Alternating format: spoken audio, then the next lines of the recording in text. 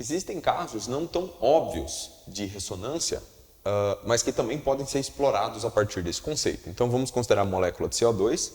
Nós já vimos anteriormente que o átomo de carbono tem 4 elétrons de valência, o átomo de oxigênio tem 6, e isso pode ser descrito através da seguinte estrutura de Lewis. Eu coloco os átomos de oxigênio, carbono e oxigênio aqui. O total de elétrons dessa molécula vai ser 6 vezes 2, que é 12, com 4, que são 16 elétrons.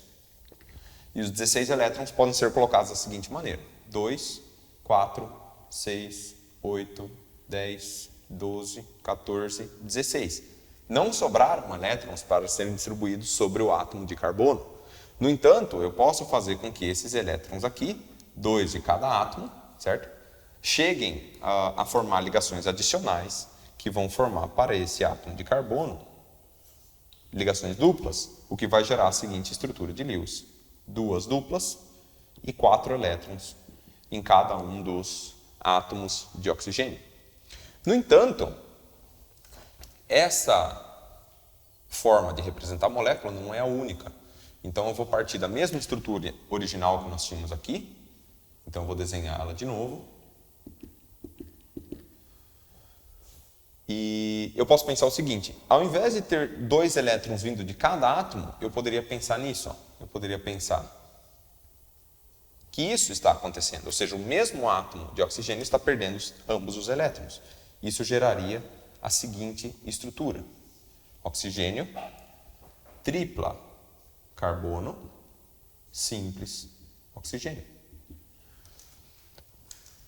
Qual das duas parece refletir melhor a realidade dessa molécula? Bom, em primeiro lugar, nós sabemos que a ligação carbono-oxigênio, ambas as ligações no CO2, elas têm o mesmo comprimento. Então, isso pareceria indicar que essa daqui é a melhor forma. No entanto, quando a gente percebe que essa forma aqui pode entrar em ressonância, ou seja, esses dois podem voltar para o átomo ao mesmo tempo que esses dois vão voltar para cá, eu vou ver que o comprimento de ligação vai ser a média entre a tripla e a simples, que está muito próximo do caso da dupla. Então, na verdade, ambas as estruturas condizem com a observação de que o comprimento da ligação CO, ambas, né, no CO2, tem o mesmo comprimento. Então, quer dizer, eu preciso de um critério adicional que descreva para mim quais dessas estruturas são as mais estáveis, digamos assim. E esse conceito é chamado de carga formal. A carga formal, ela equivale a eu imaginar que cada uma dessas ligações aqui é rompida exatamente ao meio.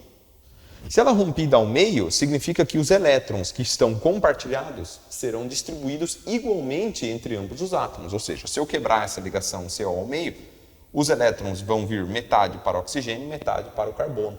A mesma coisa nesse lado aqui. Então, imaginando que eu quebre essas ligações aqui ao meio, aqui e aqui, o átomo de carbono ele vai sair com 6 elétrons. Por quê? Porque aqui, no momento em que eu quebro essa ligação, eu vou fazer essa quebra aqui, vai sobrar esses 2 elétrons aqui para o átomo de carbono e esses 2 aqui, para o átomo de oxigênio, perdão, e esses 2 aqui para o átomo de carbono. A mesma coisa aqui, ó. Então, quer dizer, aqui vão sobrar 2 e aqui vão sobrar 2. Bom, o átomo de oxigênio entrou com 6. Se ele entrou com 6 na molécula e saiu com 6, a sua carga formal é 0. A mesma coisa para esse daqui. Agora, o átomo de carbono, ele entrou com 4 e aqui ele saiu com 4, ou seja, carga formal 0 também.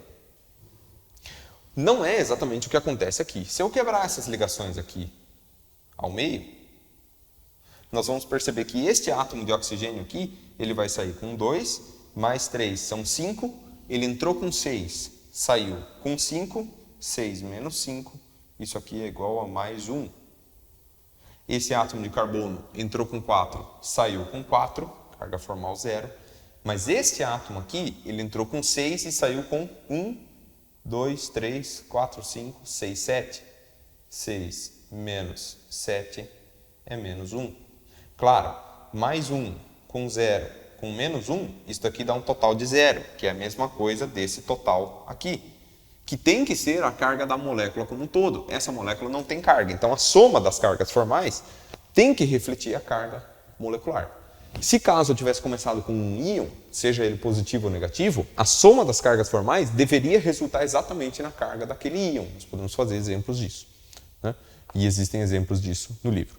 A questão é, as cargas formais mais próximas de zero, ou seja, quanto mais próxima a carga formal dos átomos for de zero, significa que mais próximo o átomo está da sua condição natural, ou seja, da condição que ele existe na natureza.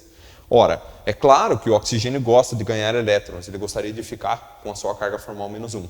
No entanto, é muito pior que este átomo de oxigênio fique com carga formal +1 do que esse daqui contribua positivamente com a carga formal -1. Então, dessas duas aqui, a melhor estrutura de Lewis vai ser aquela que vai ter as menores cargas formais, ou seja, duas ligações duplas.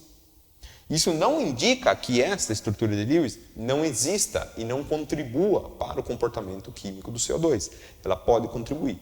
No entanto, a contribuição dela vai ser minoritária, tendo em vista que a grande maior parte das propriedades do CO2 vai ser regida por esta contribuição majoritária, tendo em vista que ela é a que tem o maior número de cargas formais iguais a zero.